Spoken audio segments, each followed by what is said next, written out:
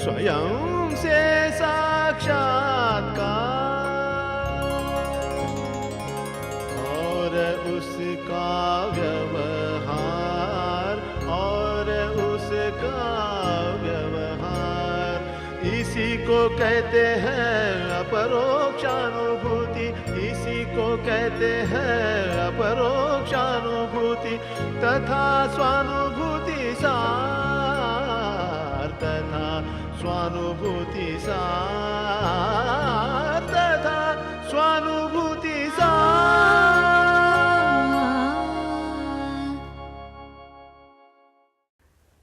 नमस्कार। स्वयं से साक्षात्कार की इस कड़ी में आप सभी का स्वागत है। आज की इस एपिसोड का शीर्षक है राइट यूज, यथार्थ व्यवहार। ये राइट यूज का विज्ञान जो उनके अंदर उदित हुआ, उजागर हुआ, वो भी एक बहुत यूनिक चीज़ है एंड एब्सोल्युटली ओरिजिनल है। इसको समझने के लिए सबसे पहले आइए सुनते हैं प्रज्ञान पुरुष श्री श्री बाबा ठाकुर के प्रवचन के कुछ अंश, जहां राइट यूज के बारे में वो हमें कुछ बता रहे हैं। तो सबल से आनंद मिलता है, सबल से ज्ञान मिलता है। सबल से क्या होता है? हमारी जितना समस्या है उसका समाधान मिलता है। ना तो अहंकार से, काचा मैं से उसको हो नहीं सकता है। काचा मैं को पक्का मैं बनाते कैसे? उसके साथ ज्ञान जोड़ते हैं, आनंद जुड़ते हैं, सत्य जुड़ते हैं। कैसे? उसको विज्ञान को सिखाते, व्यवहार को सिखाते। हर चीज़ का व्यवहार सीखना चाहिए।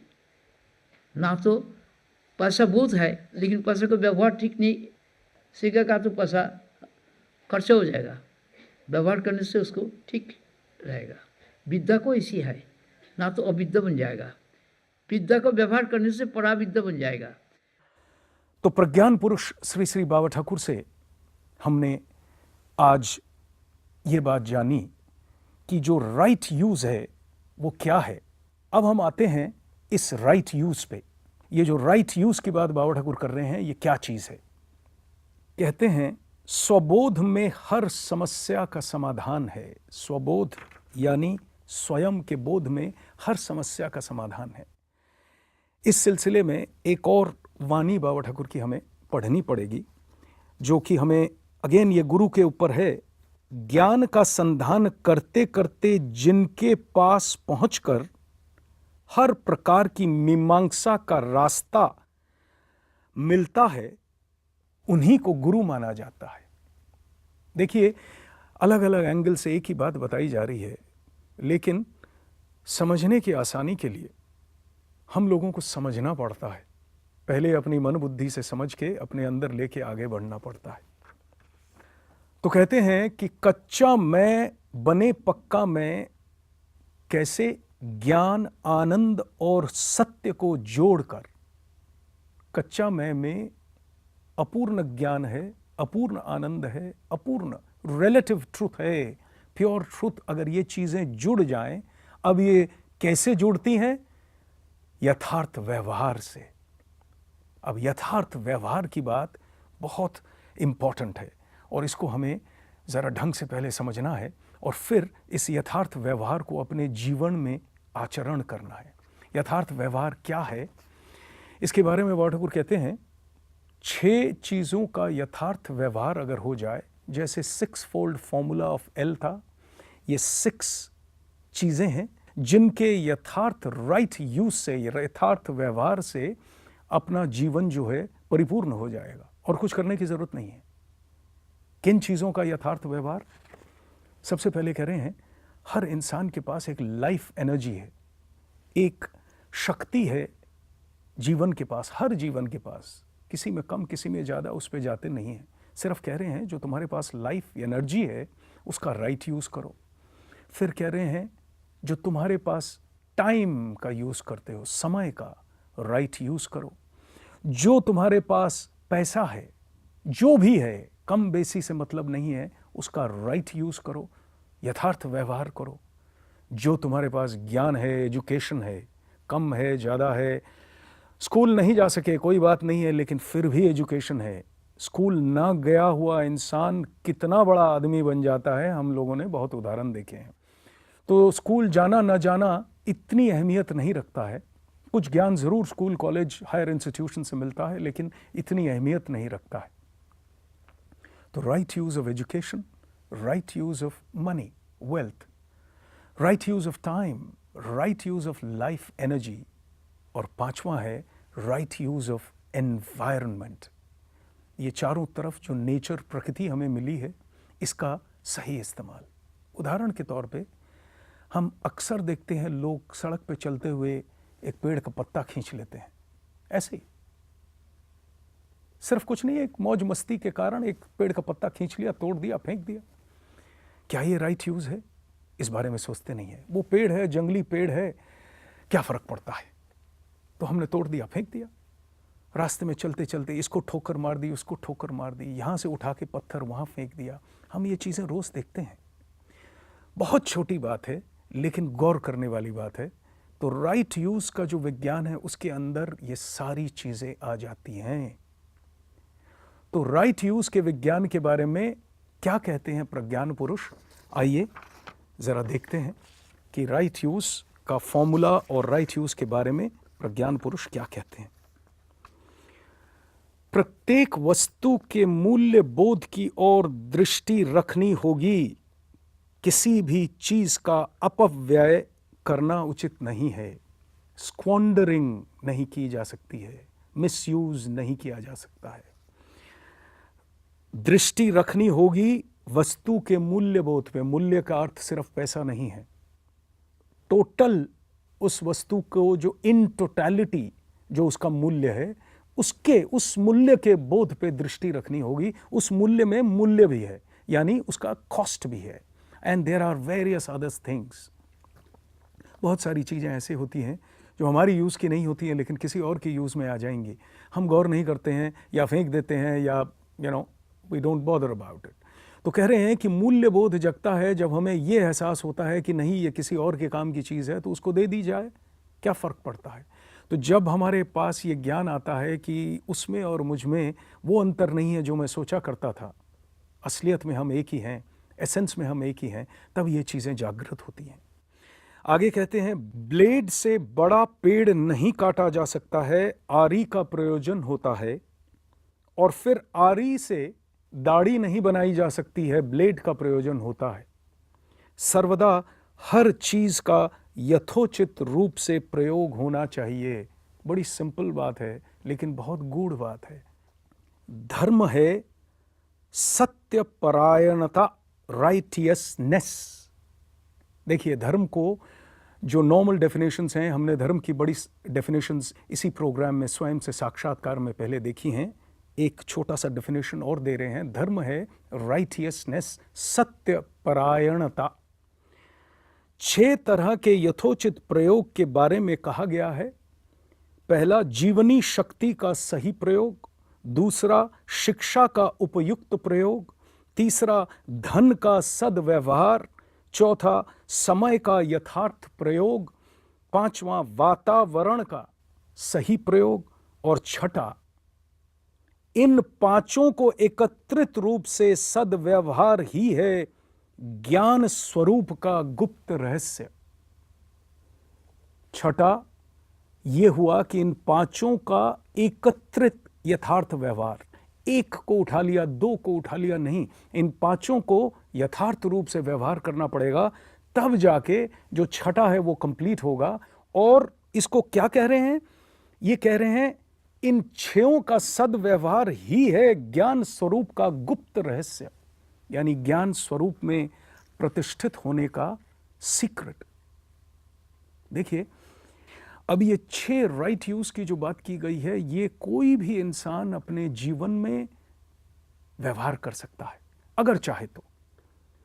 अगर इसके ऊपर वो गौर करके व्यवहार करे तो उसे और किसी चीज का प्रयोजन नहीं रह जाएगा। कह रहे हैं ज्ञान स्वरूप का गुप्त रहस्य यही है। गुप्त बिकॉज इसकी कहीं चर्चा नहीं है, इसके बारे में कोई कुछ बोलता नहीं है, तो इंसान को अगर ये सुनने में भी आया तो ये गुप्त ही रहा, एक सीक्रेट है जो आउट हुआ। ब्रह्मज्ञानी के पास कोई सीक्रेट कुछ होता नहीं है, तो इसीलिए उन्होंने कहा गुप्त रहस्य ज़रूर, क्योंकि अभी तक उजागर नहीं हुआ, लेकिन उजागर करके सबके सामने बराबर के इस्तेमाल करने के लिए छोड़ दिया उन्होंने। जीवन शक्ति का सही प्रयोग है भक्ति। देखिए इस डेफिनेशन को आगे ले जाते हुए कितनी मौलिक बात कर रहे हैं।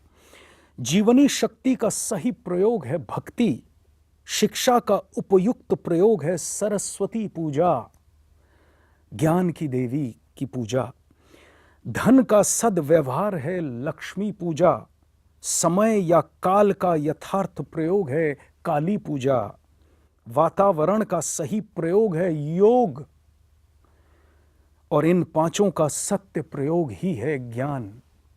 तो ज्ञान मार्ग, योग मार्ग, पूजा मार्ग, किसी भी मार्ग से आप जाएं सब कवर हो जा रहा है, प्रोवाइडेड हम इनका सही प्रयोग करने सीख जाएं, जान जाएं। और सही प्रयोग के बारे में ये कहते हैं कि सबसे पहले सही प्रयोग में जो भी कर्म, जो भी एक्शन, जो भी चीज़ करने जाओ उसका या तो समर्पित रूप होना चाहिए, समर्पित भाव से। ये बातें भी हम पहले डिस्कस कर चुके हैं। तो ये पहले की डिस्कस हुई चीज़ और ये चीज़ में इकट्ठा अगर हम जोड़ लें, साधारण बुद्धि से हमें जो सही व्यवहार दिखता है, यथार्थ व्यवहार दिखता है, यहाँ से शुरू तो कर सकते हैं, कोई परेशानी नहीं है, कोई तकलीफ नहीं है, लेकिन ये चाहना पड़ेगा। चाहने का अर्थ क्या हुआ कि जो व्यवहार करके आदत से मैं आदी हूँ, उनको छोड़ के नए सिरे से आदत चलानी है। जैसे छोटी बात है, नल खोल दिया बेसिन का, मुंह धो रहे हैं और नल फुल स्पीड से खोल दिया, बर्तन धो रहे हैं फुल स्पीड से खोल दिया, उस नल को उतना ही खोलो जितना प्रयोजन है उस काम के लिए।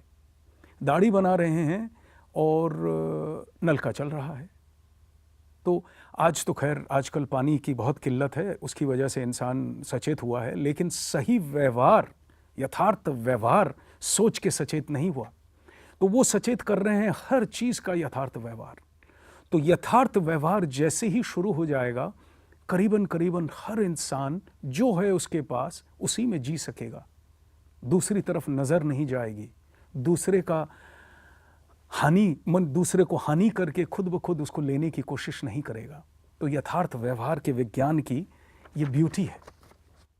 अब बात चली थी हमारी वहाँ से कि आनंद, ज्ञान और सत्य को जोड़कर कच्चा मैं बने पक्का मैं।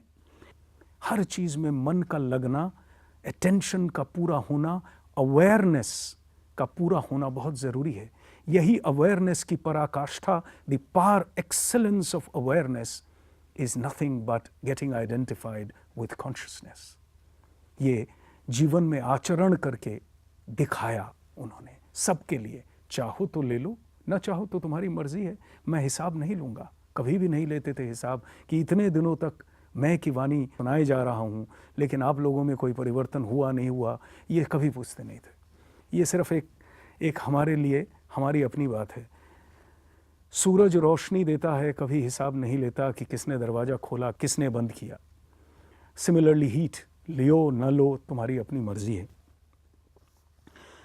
तो यहीं पे एक बात आ जाती है जो हम पहले जिक्र कर चुके हैं, छोटी सी बात है, फिर एक बार दोहरा देते हैं कि उत्तम अधिकारी वो है जो देख के या सुन के सीखता है।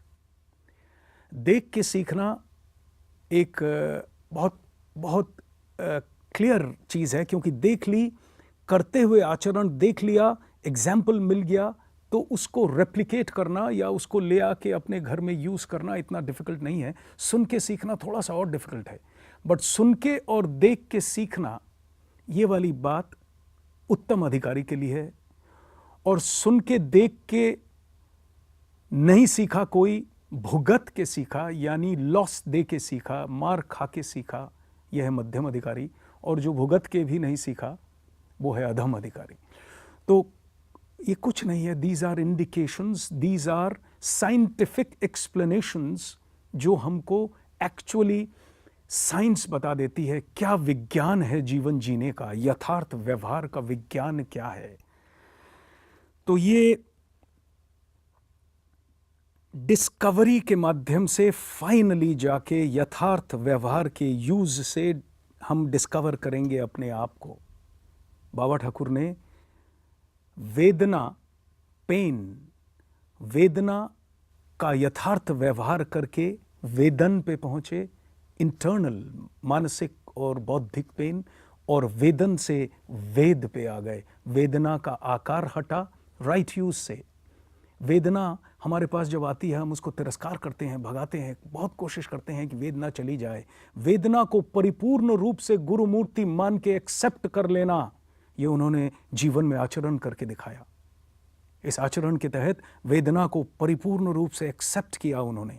एक्सेप्ट किया अर्थात व्यवहार में लिया, लेके वो वेदना धीरे धीरे धीरे धीरे यूज करते करते, उसको एक्सेप्ट करते करते वेदना का आकार हटके वेदन रह गया। वेदन, वेदन जो इंटरनल पेन इनसाइड, हाँ, वो वेदन यानी माइंड, इंटेलेक्ट, इनका पेन, हाँ, for various things, all kinds of pains and troubles of the outside world, वो बॉडीली पेन वगैरह चला गया एंड वेदन रह गया। और उस वेदन को भी परिपूर्ण रूप से एक्सेप्ट करके, यथार्थ रूप से एक्सेप्ट करके आगे बढ़े तो वो न भी हट गया, रह गया वेद। वेद यानी ज्ञान। जो भी उद्गित हो रहा है इस घटना के बाद से वो सब कुछ वेद ही है, नॉलेज इटसेल्फ है। ये एक और उदाहरण है जो उनके जीवन से आचरण करके उन्होंने हमारे लिए छोड़ा है। अब हम लोग व्यवहार करें ना करें हमारे ऊपर है। बारंबार रोज के रोज यही सुनने में आता है अलग अलग एंगल से, लेकिन यूज़ कर पाते हैं नहीं पाते हैं, आदत से मजबूर हैं। तो इन सब चीज़ों को थोड़ा सोचना पड़ेगा, आगे बढ़ना पड़ेगा, तब जाके हमें राइट यूज़ में एस्टैब्लिशमेंट होगा। तो अंत में यथार्थ व्यवहार ही है जीवन का सबसे महत्वपूर्ण चीज़, क्योंकि व्यवहार, चलना, वर्क हम डेली करते हैं। तो ये हमारा एपिसोड का निष्कर्ष था। नहीं है मेरा गुण संग, नहीं है मेरा गुण संग, नहीं है कोई भूत संग, नहीं है कोई भूत संग, नहीं है मेरा गुण संग, नहीं है कोई भूत संग, नहीं है देहेंद्रिय प्राण संग, नहीं है मन बुद्धि संग, नहीं है देहेंद्रिय प्राण संग, नहीं है मन बुद्धि संग, नहीं है मेरा गुण संग।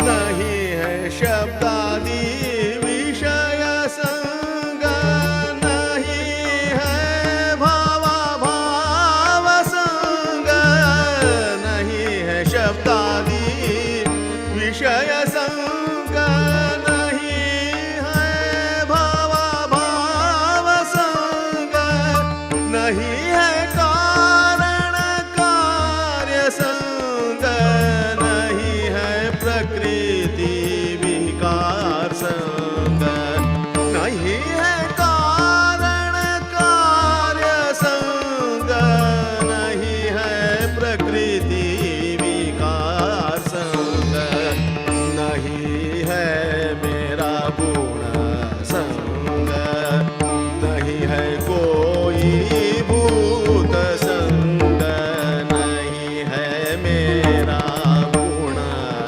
संग।